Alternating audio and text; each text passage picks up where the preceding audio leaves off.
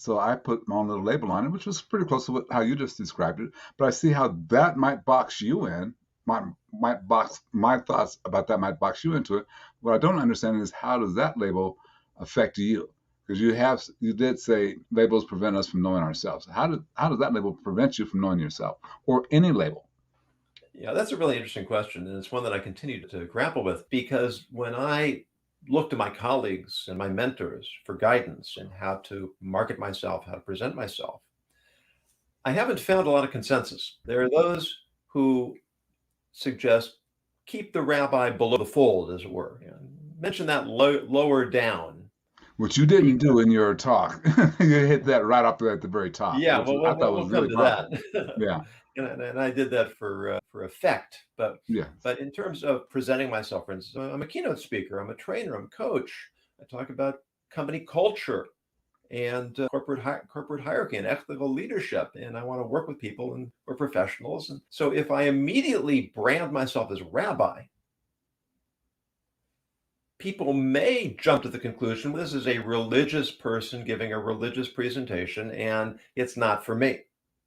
Mm, On the other hand, yeah, yeah. by identifying myself as a rabbi, it's a differentiator. There aren't that many rabbis who are in the leadership space, who are giving keynotes. And if I'm talking about ethics, then I have a certain moral authority as a member of the clergy. Yeah.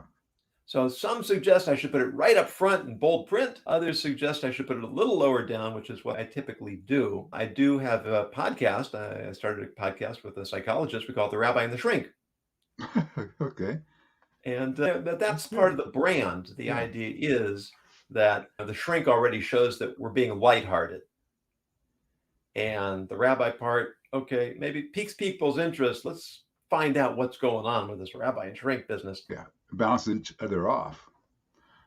But with that, you're giving yourself labels, but you're using those labels to empower you. I'm not quite seeing how it's preventing you. The only way it prevents us is if inevitably people will make their own judgments about those labels, regardless of what we intend. So we always have to strike a balance. If you're fashioning your LinkedIn description,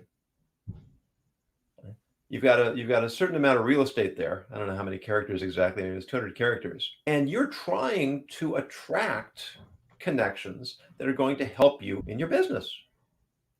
So how do you describe yourself? You have to rely on labels to some Right. degree because Right. you're trying to attract attention. Labels are like any other tool. They can be used responsibly. They can be misused. A sledgehammer is an extremely useful tool if you're trying to take down a wall. But if you Okay. misuse it, you can cause a lot of damage.